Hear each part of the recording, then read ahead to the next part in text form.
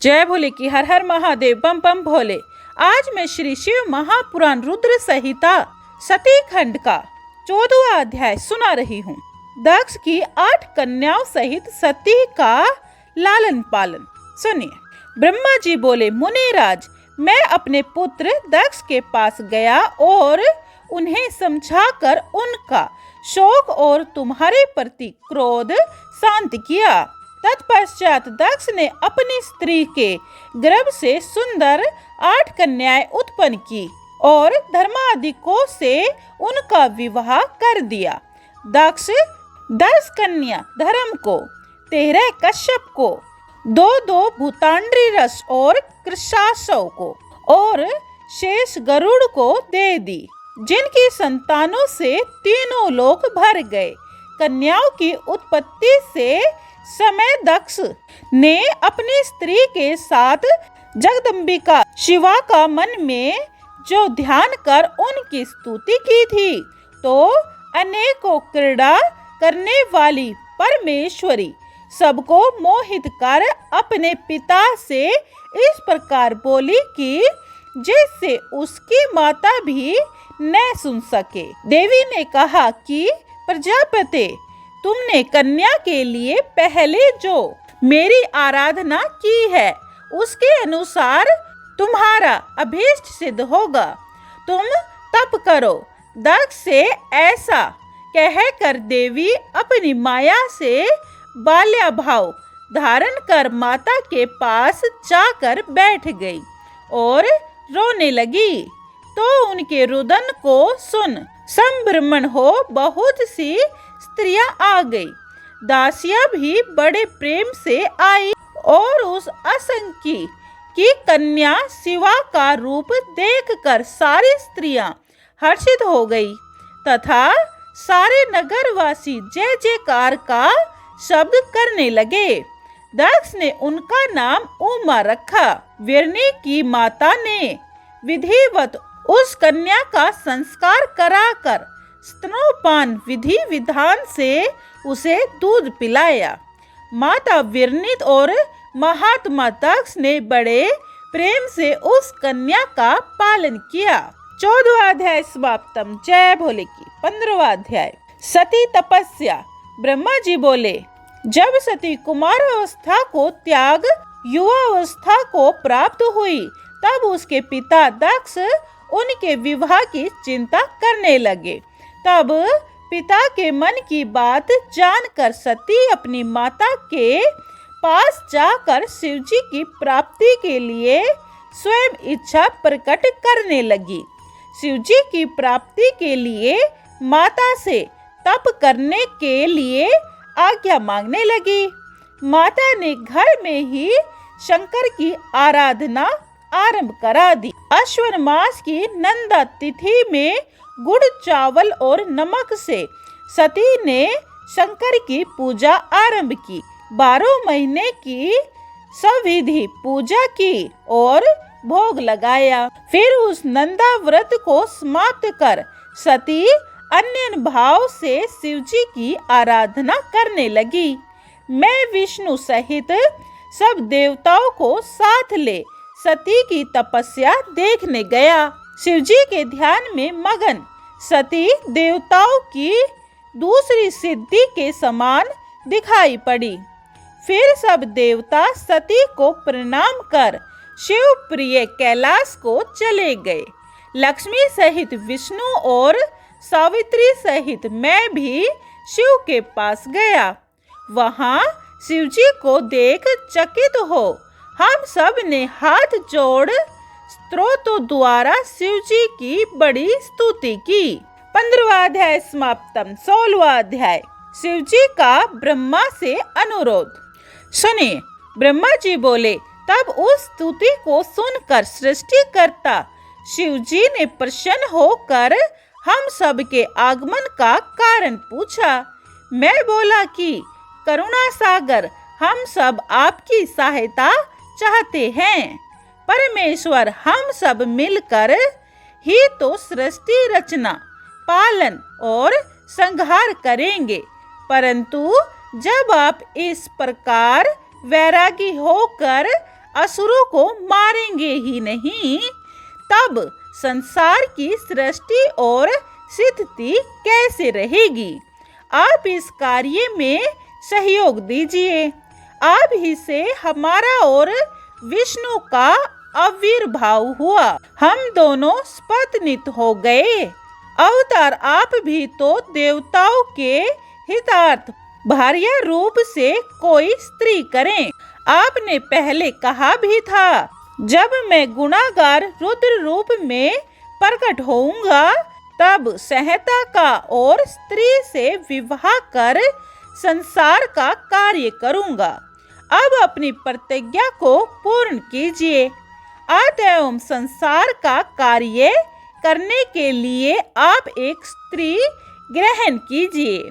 नारद, जब मैंने ऐसा कहा तब विष्णु के समीप ही मुझसे शंकर जी बोले, विष्णु, तुम दोनों ही सब देवों में श्रेष्ठ और तीनों लोकों के स्वामी हो, परंतु देव श्रेष्ठो, मुझे विवाह करना उचित नहीं प्रतीत होता, क्योंकि मैं तपस्वी और विरक्त हूँ। मुझ अवधूत को स्त्री से क्या प्रयोजन? विवाह लोक बंधन है, मेरी उसमें कुछ भी रुचि नहीं है।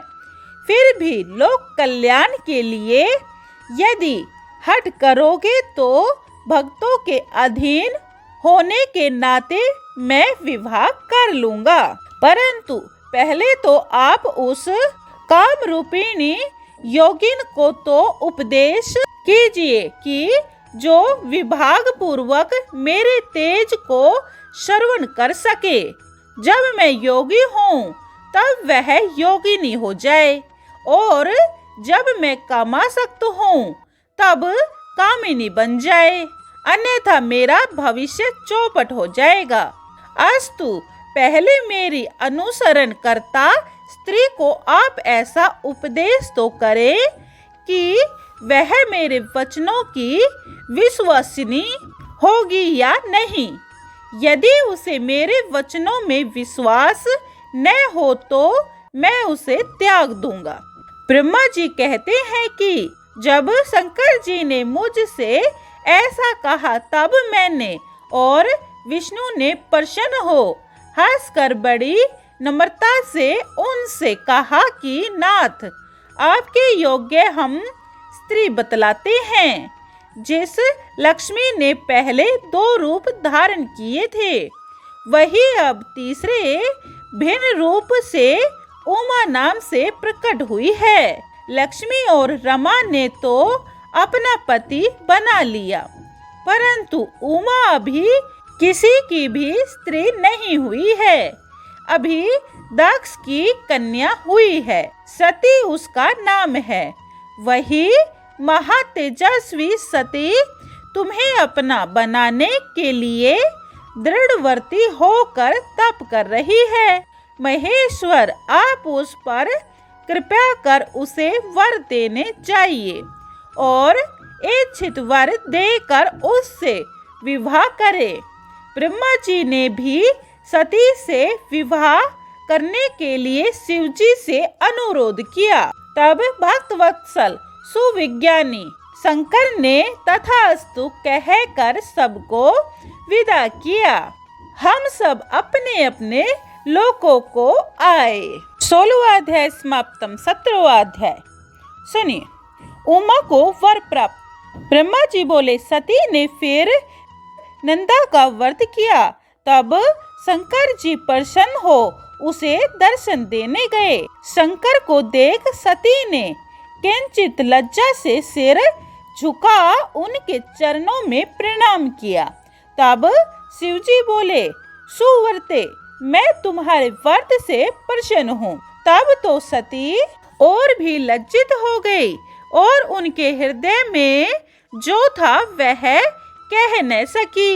उनके अभीष्ट को लज्जा ने ढक दिया। वह शिव के वचन सुन प्रेम में मगन हो गई। शिवजी यह जानकर प्रसन्न हो गए। सज्जनों के मध्य शिवजी ने फिर कहा, वर मांगो, वर मांगो। तब सती ने अपनी लज्जा त्याग कर कहा कि हे वरद, आप वही वर दीजिए जो आपको अच्छा लगे।